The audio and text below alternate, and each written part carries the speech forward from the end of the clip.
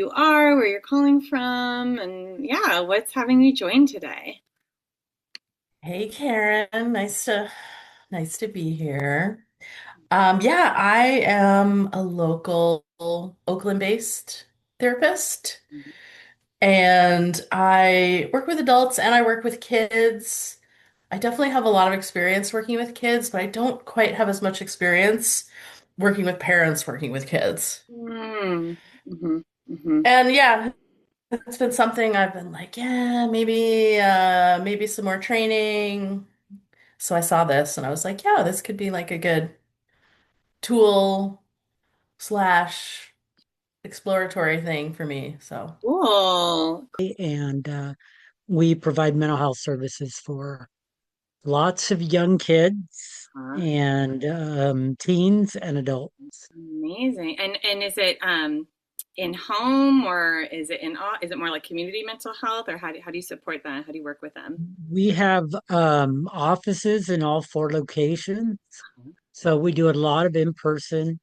There are some clinicians that are strictly telehealth, Uh-huh. uh, but um, What but about you? yeah, we do. I'm in person most of the time. Okay. Awesome. And do you work with a lot of kids or parents? Yeah, I do. My specialty is working with kids and adolescents and their parents. Nice. I came to hand in hand parenting because I was a child therapist. I was a play therapist. This was back in 2013, I think. And I was frustrated with the parents. They would sit on my couch. I'd say, "Oh, do this, that, or the other thing," and then they wouldn't do it. And then they had the same complaint next time, and I was so frustrated. And I wanted to help them, but then also they would be doing things in the play sessions, or maybe right before or right after, that would kind of were antithetical to what we were trying to do in the therapy. And so I found myself really judging them. I came to the work of a child therapist as a wounded healer. Like, I wanted to give kids what I didn't get, latchkey kid, all that good stuff, child of alcoholic Mhm. parent, all of that. And so I wanted to give kids what I didn't get. And so a therapist turned me on to hand in hand parenting.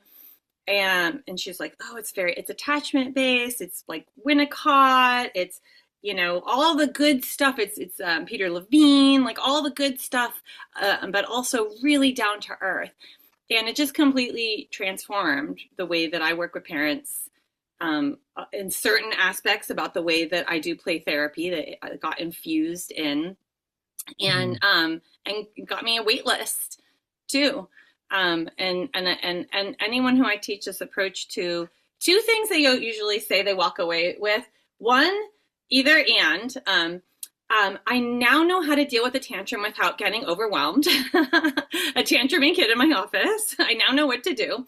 And number two, I now feel confident actually coaching parents, especially if a clinician is not a parent, but even if you are, it can feel really overwhelming. And parents are so hungry, like, "Tell me what to do, tell me what to do." But if you tell them what to do, that doesn't actually usually land. There's other things they need first. And in hand-in-hand parenting, we call that parent support.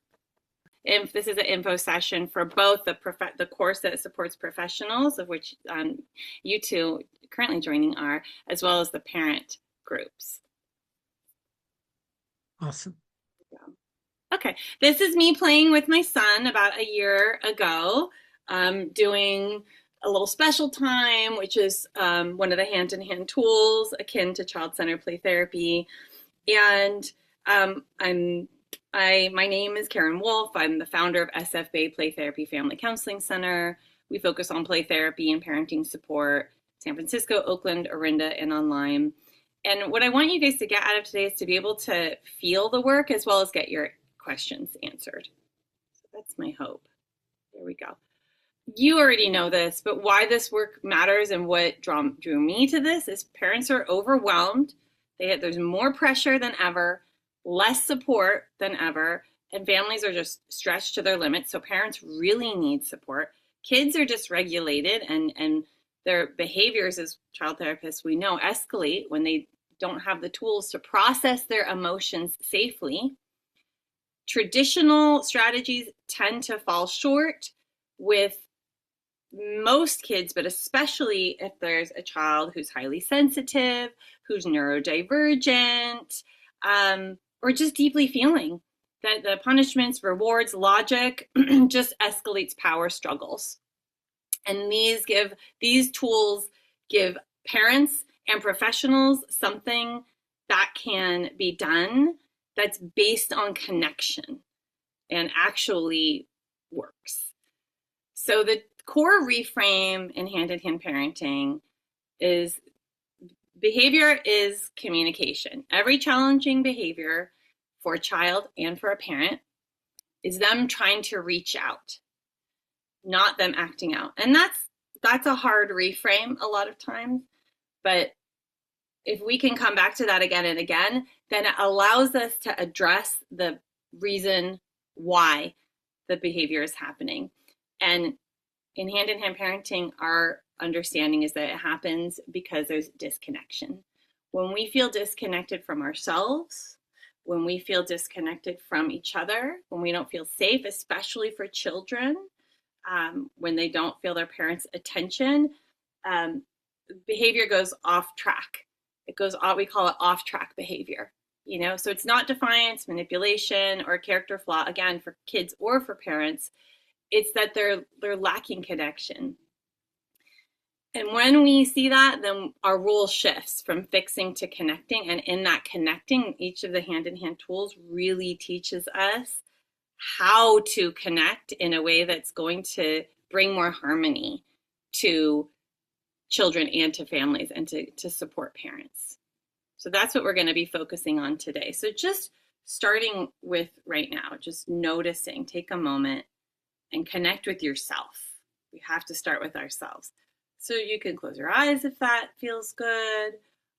You can have your soft gaze, or you can just notice as you're doing whatever you're doing. Just bring your mind to something that's weighing on you right now. It could be anything. And the invitation here is to bring it specifically to an issue around parenting, or if you're a professional and you're wanting to focus on the professional piece, that's hard in your work with kids or parents, because we don't often have a space to focus just on that. Now, of course, everything else in the world is going to affect our ability to navigate those. So if there's anything else weighing on you, that is fair game too. So just bring your mind to something weighing on you, whether it's about parenting, your work, or the general world, and just notice, without trying to fix it, what that feels like in your body. What happens in your mind? If there's any emotional component that you can name. And now take a moment and shift your attention. Bring your attention to something that's going well in that same area.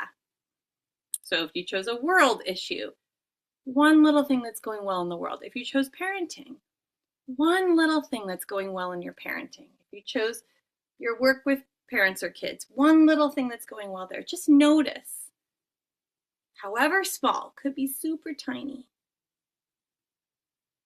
And notice, first of all, how it's hard. It can be hard to shift into that. But give it a shot and then notice what that feels like in your body. And now notice the connection here with each other, even though we have a screen between us and some of us are going to be listening to this at a different time than this is recorded. Just sense that the feeling of connection in that we're holding these things together, even as we're not talking about them. We're not sharing verbally what we're challenged with or what is our bright spot, the thing that's going well. But just notice, even holding it together, what that does to your nervous system. That we're here together, holding it.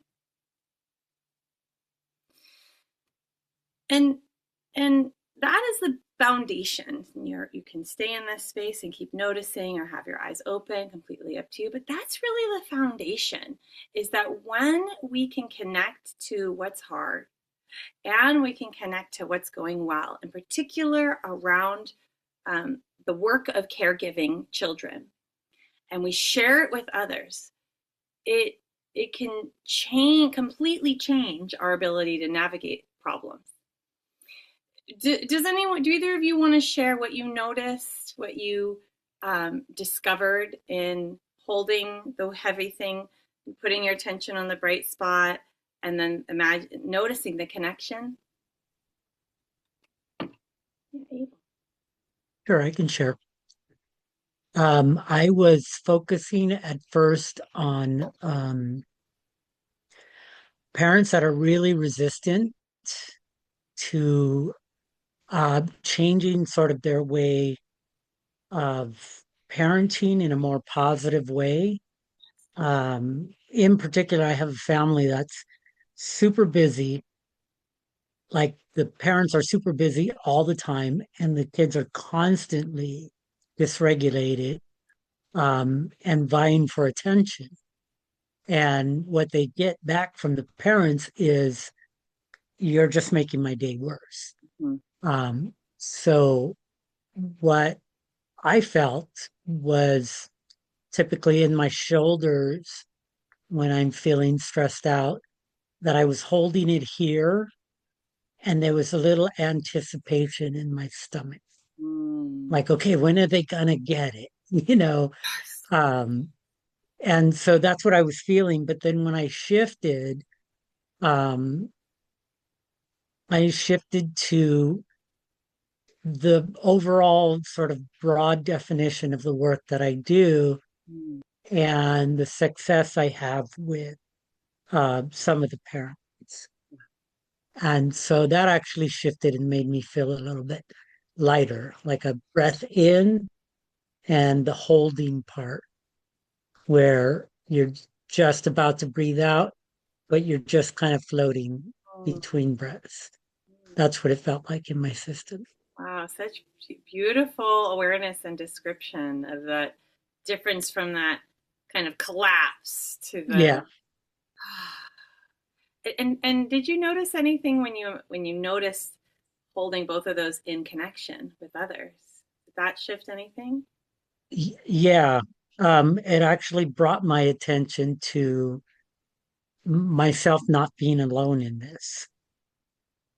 You know, like there's other people connected with me right now that aren't alone and that share similar experiences. And that was very regulating for my system. Yes, absolutely. Thank you so much. Really great Mhm. awareness. Thank you. Yeah, it really is that our brain food to not just note to noticing itself, we know is helpful, right? As someone who does mindfulness as part of their job, right? We all know this, but to do it with others, there's something even more profound. Oh, I'm not alone. Like we know that, Mm. but we don't know that. And that's exactly the issue that parents deal with, is this constant feeling of I'm the only one. Why is it so hard for me? No one else's kid is XYZ. You know, it's that weight. It's like that collapse, right? And how you can't solve a problem in this space. Can't set a limit from this space. You know, doing it in the connection really changes everything. Thank you for sharing, Abel. KK, You're did you welcome. want to share your experience? Yeah, sure. I had a very intense experience of like the struggle part Yeah. and the going well part felt so far from each other. Yes. Um, and I was so struck by that, like how bad one felt and how like wonderful and connected the other felt. Um, and the way that I felt that in my body was, I don't know, I was imagining like a cartoon squiggle or like someone taking a pen and like marking up a piece of paper, and I felt it in my back, I felt it in my stomach, like just a very disjointed, icky kind of sensation. And then the more connected part was, calm, and it felt like a kind of like a golden light inside of me, at the core of me. Yeah, and I also was reflecting on how, yeah, um this kind of disconnect is probably what parents are experiencing too. Um, yeah. Right, right, And then the connection part was really powerful, in feeling like, yeah, potential bridge.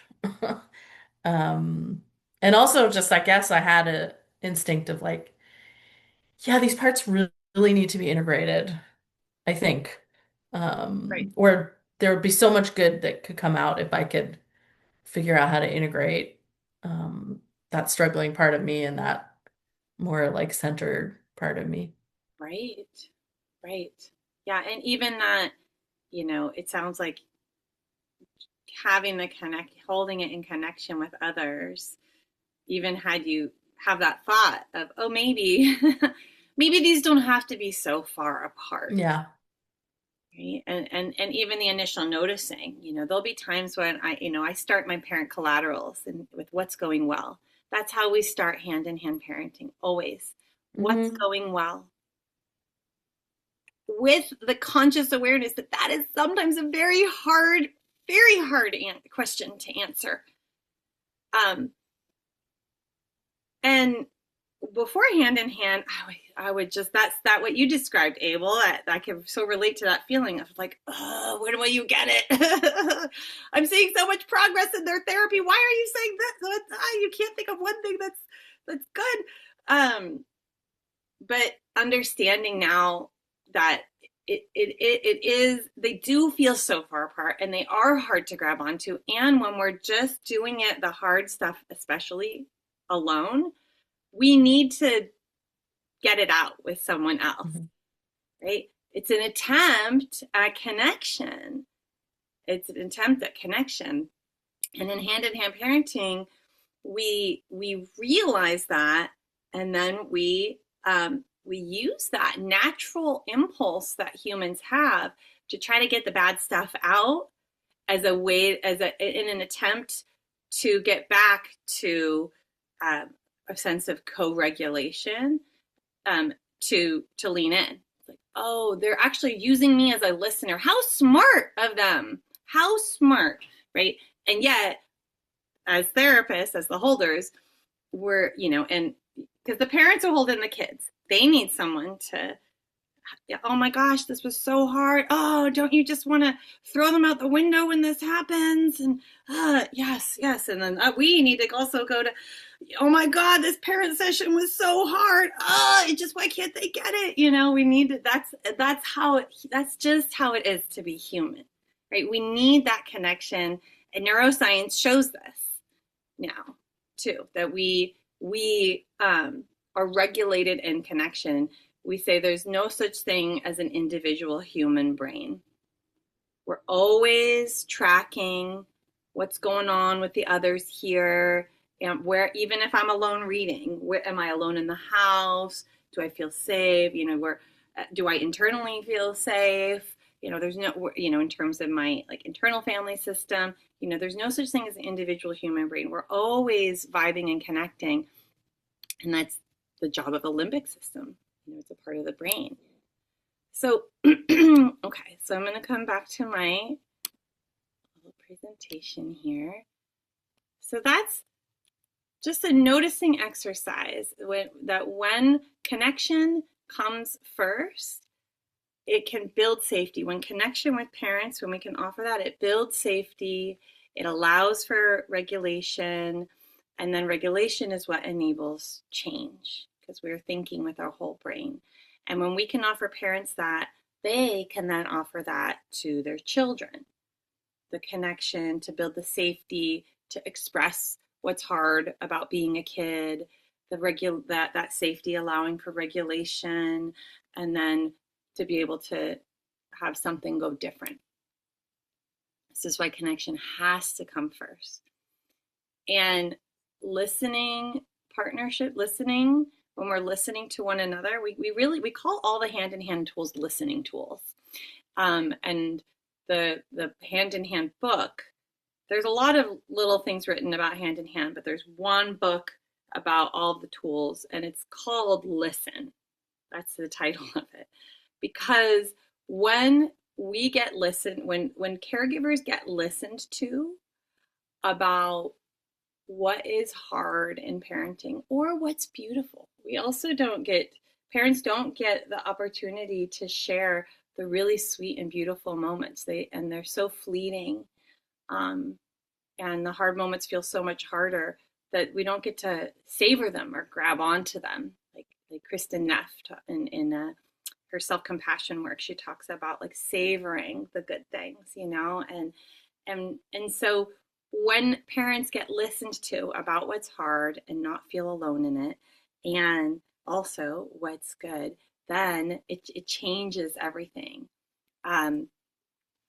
Think about for yourself a time that you felt genuinely listened to.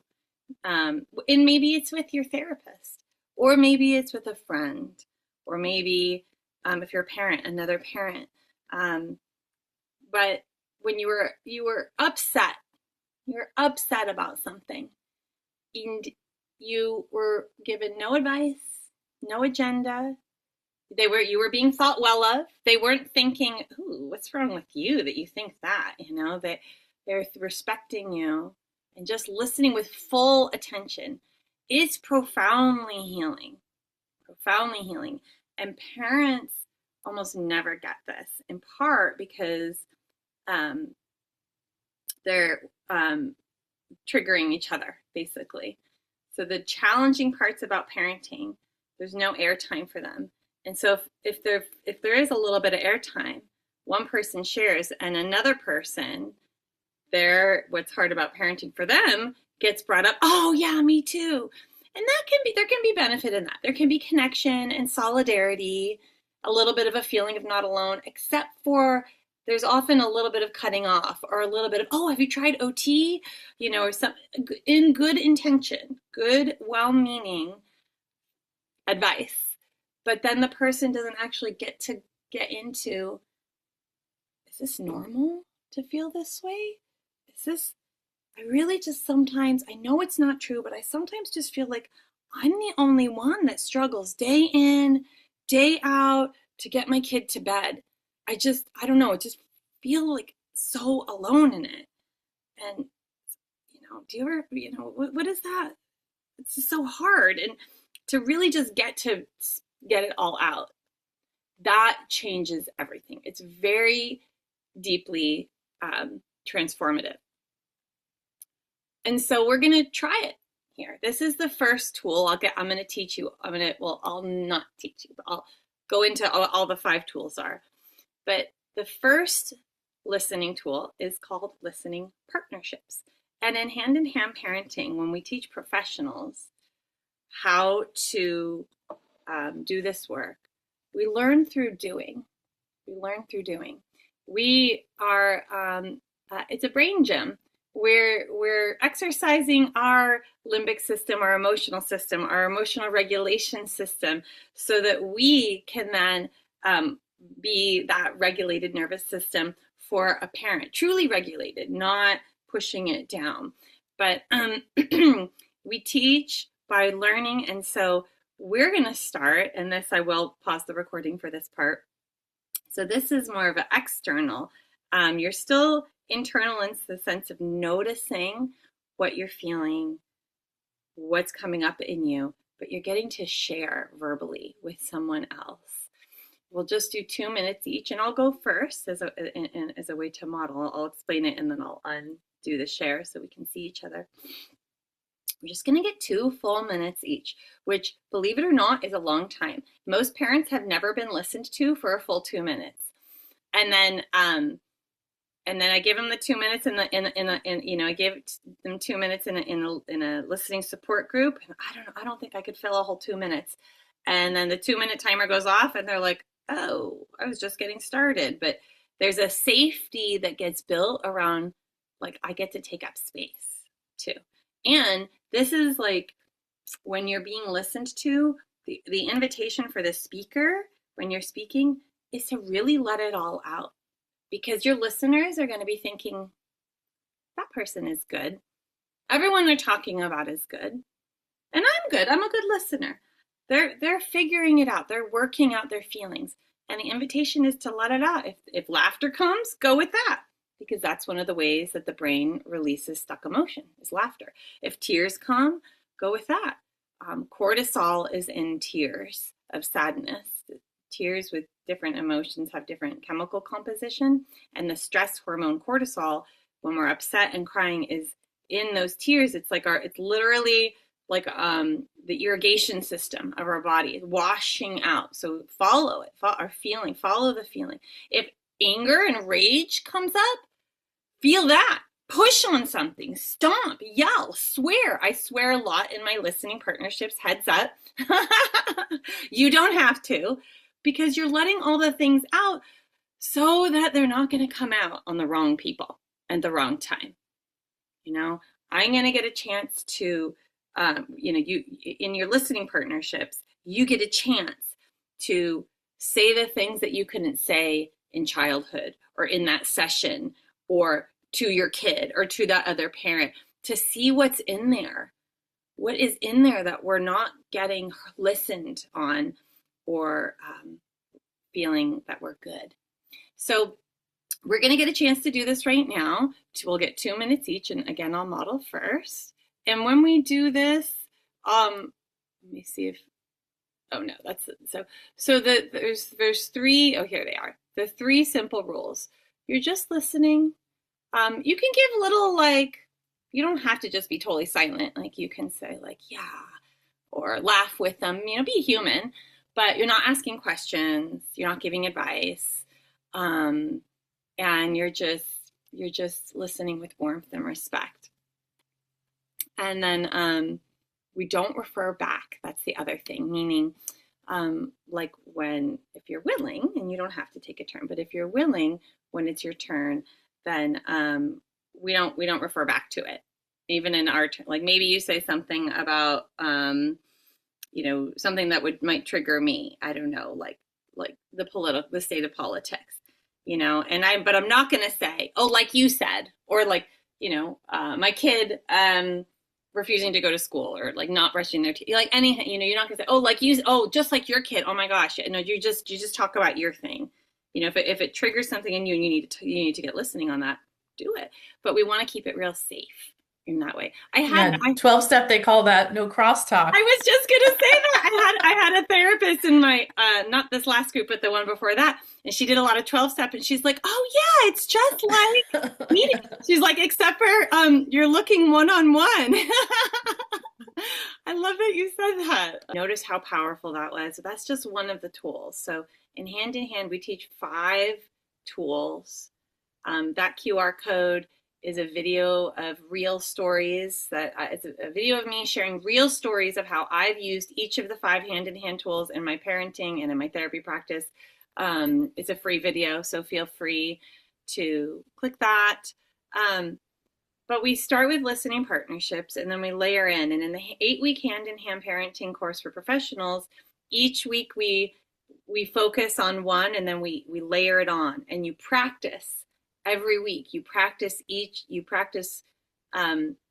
what we've done so far. And so by the end, you'll be practicing all 5. And what this approach does is any one can be helpful. Just walking away today with the listening, the noticing, even the internal mindful noticing, or the listening part or listening partnerships for parents, for yourselves, that's going to help. But what we found is that when parents get to do each of these tools, it provides more emotional stability in the family, and then sustainability in parenting, because parenting with all the pressures and stress and little support is not sustainable. So I'll just say one little thing about each of the tools. So we did listening partnerships, builds adult regulation and resilience through emotional connection. Stay listening is where we stay and listen to our kids' big emotions without fixing, dismissing, or distracting. It's the kid to parent equivalent of listening partnerships. Special time is brief, child-led time that fills up a kid's cup of connection, and it actually builds cooperation and connection, and it eases the burden of parenting. Just 10 minutes of special time a day can really change things. Setting limits is the way that we set limits, but with connection and with the allowance of emotional release, whether through laughing or crying, so that you're still tending to the emotional attachment of the child while having healthy boundaries.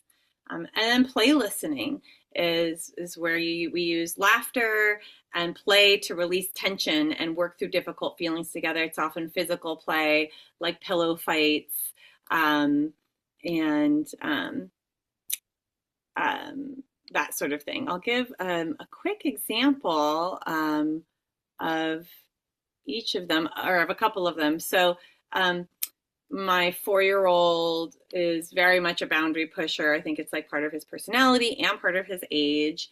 And I was just feeling so triggered by him. I couldn't go anywhere without him.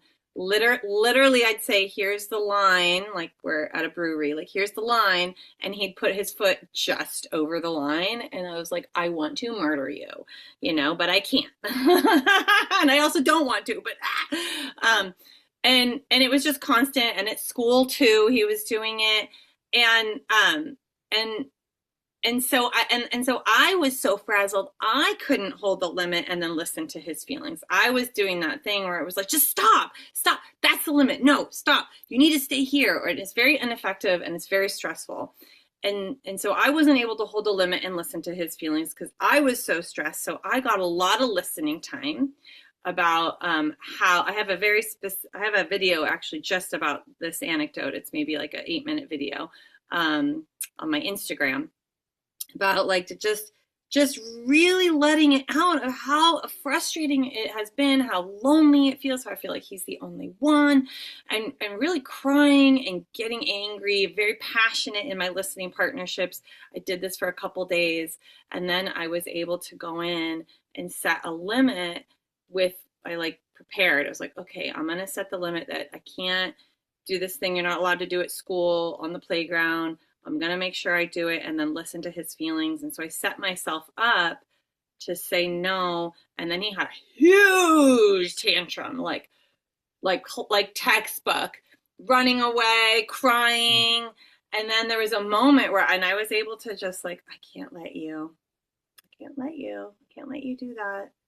I know you're upset. And then, listening to the feel. And there was a moment where he ran up on the play structure and he laid down and he goes, ah! And then he just took one of those big breaths that just your body, you can't do those on purpose. Your body just does it after. And I was like, it's working.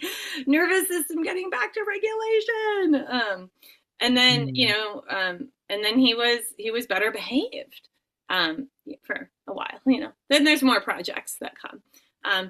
One play listening game. So that was an example of listening partnerships and stay listening and setting limits. One play listening game that we've played, he hates getting his hair washed, especially when he was younger. So I'd have the baby doll. I would pretend the baby doll would hate, no, don't wash my hair. And then of course he gets to drown her and pour the water over. And it's like, oh my God, no, making all this sound. And then he laughs and laughs and laughs. So he gets to work on some of his feelings about this issue through laughter. So you can actually come up with and teach parents these specific tools. Okay, KK, so good to see you. I'll email the recording too, so you'll get thank you so much. This was wonderful. Yay. Thank you, KK. All right, nice to meet you, KK. Bye, so nice to meet you. Okay, bye. And this will just be a couple more minutes. All right. Just to get the rest, because I have to go in 10 minutes anyhow. So yeah, the 5 tools really, work best together. And, why they work, they target the nervous system, they build long-term resilience. This is a link to, on Hand in Hand Parenting, the research behind it, that it's now promising evidence-based practice, even though it was started just grassroots, which I could share about another time. So this is a little information about the upcoming 8-week course for professionals. It starts April 7th. And it's a deep dive into all of the tools. It's a small group. I never have more than 6 people, 6 participants. It's experiential, so we do a little bit of education, and then we do experiences like we did here today. 22 CEUs. You get ongoing access to a library of 16 hours of video and booklets by Patty Whiffler, and you get it for your life. Awesome. And that's that little QR code. That's the link to it. For anyone who's interested, I still have 2 spots open. And, afterwards, you do get to lead a hand-in-hand parent resource group. And you can market that as part of your practice, as well as just bringing the tools right away. If you don't want to lead a parent group, you don't have to. Just getting these tools right away, getting connection and community. Afterwards, I lead monthly connection and support groups for anyone who's taken my course. So a lot of Bay Area therapists who just come and talk about how are you using hand-in-hand parenting in therapy. So we get to keep the connection and support going, because doing it alone really is so hard. So that's so this is just more information. And then I do have the parent support groups too. The parent support group is twice monthly live calls for parents only. And it's a monthly commitment, so people can come and go just to get a little bit of that support listening time like we did today. Okay. So Abel, do you have any questions about anything I've shared today? No, actually, I'm really interested in taking the foundational course. Awesome. And you said you have 2 spots open, I do, yeah. and Two. there So are next week. 8 Tuesdays from 11 to 1 p.m. Yes. Okay. So this same time, so next week at this same time, well, when we started today, but going till 1, and yeah, for 8 weeks like that. Okay. And then if I go to the website, I can pay for it and take care of all that stuff. Yeah, snag that spot. Okay. That would be great. I would love to Yeah. have you. That would be so wonderful. This was a really, really good experience for me, just to have this hour to do this. So I'm really very interested in it. I work with a lot of kids and a lot of parents, and sometimes it feels like they're not looking for solutions. They're just looking to add to the problem. So I think that this would be a really, really great addition to my practice. Well, I would Yeah. so love to have you. So I can put the link also in the chat. It might be easier to grab that way. And I'll also send a follow-up email so you can grab it there. Wait a minute. Awesome. Oh, there you are. I got lost in. Okay, let me put it in the chat. So here is the link in the chat. You should be able to grab it right there. And I do have 2 options. I have there's a 7% discount if you pay upfront or week to week. Okay. That sounds great. It'll probably be upfront. Okay. I just need to talk to. So MCAFT gives us. Hold on a second. MCAFT gives us an allowance Nice. for training. So I've got quite a bit in there, so I could probably pay for it through that. I just need to talk to our sort of finance person. Well, if you get stuck at all, please just email me, and at least to just confirm your spot if you get stuck in any of the links or anything like that. And reach out if you have any questions. Otherwise, I hope to see you next Tuesday at 11. Awesome. Yay. Yes, I'm looking forward to it. So good to meet you, Abel. Thank you for joining Yeah. and for your presence today. Well, thank you. Thank you for hosting this. I really appreciate it. You're so welcome.